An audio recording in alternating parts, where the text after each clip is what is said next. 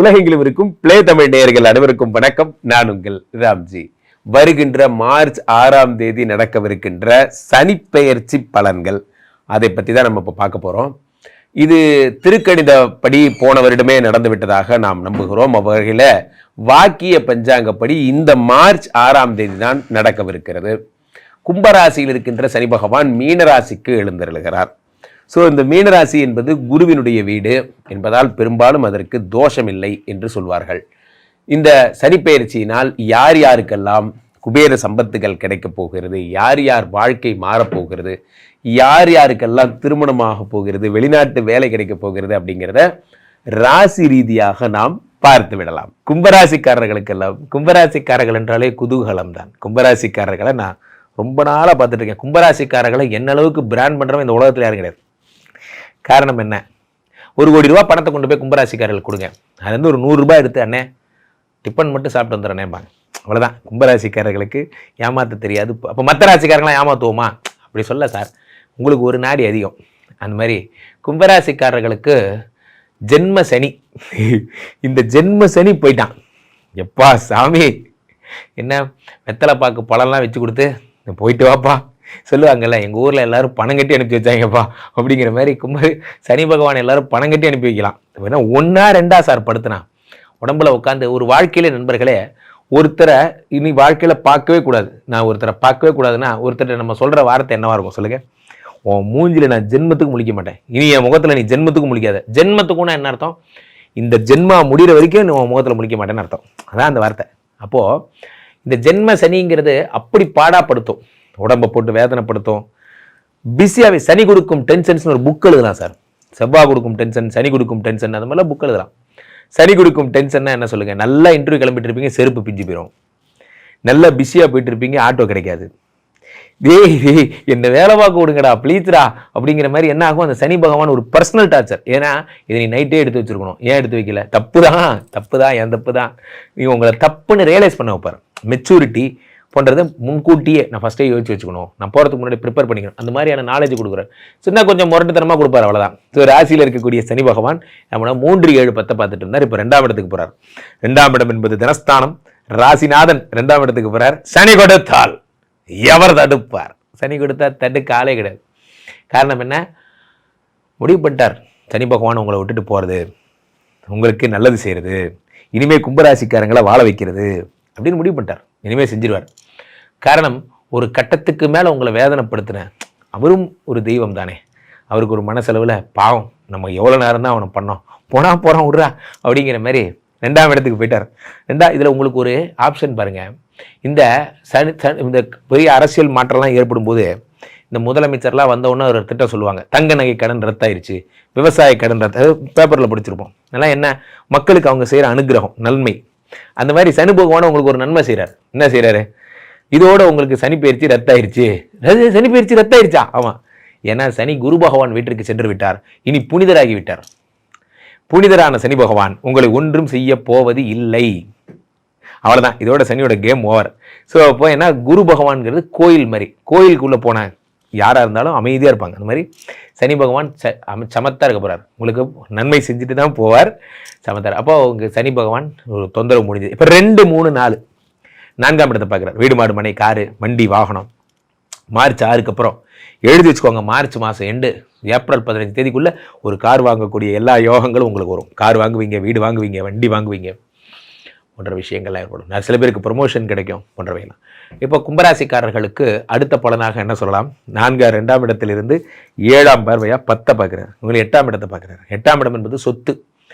அப்போ கும்பராசிக்காரர்கள் சொத்து சேர்த்து போகிறீங்க, சொத்து சேர்த்துவீங்க.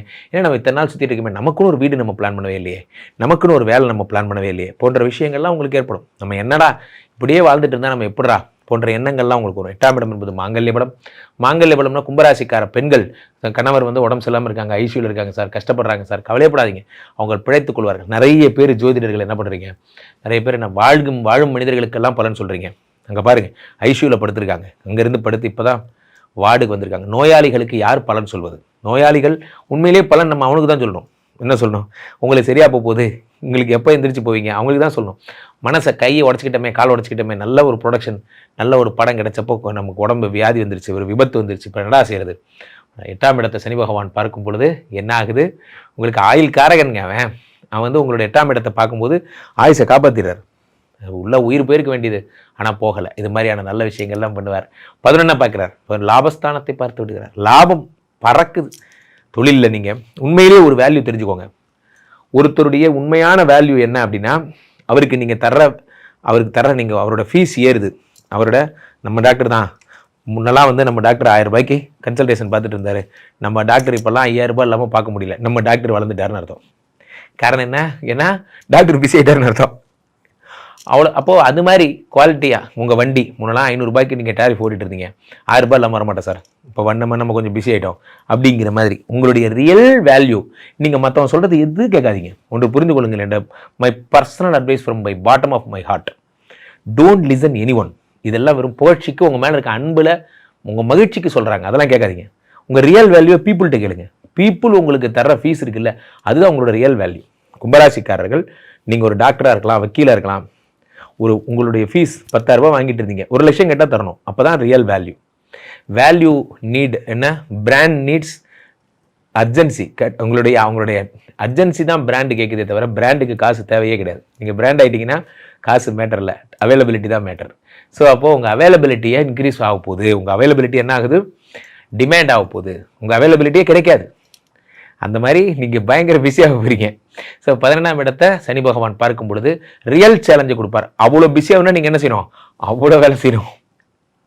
So the more you get, the more you need to eat. உடம்பை நல்லா பார்த்துக்கோங்க, நல்லா பர்ஃபெக்டாக வச்சுக்கோங்க. புத்திசாலிகள் என்ன செய்வாங்க? உடம்பை இந்த நேரத்தில் தான் நல்லா பார்த்துப்பாங்க, மனசை நல்லா பார்த்துப்பாங்க. காரணம் என்ன? அப்போ இது 2 நல்லா இருந்தால் தான் இதெல்லாம் பண்ண முடியும்.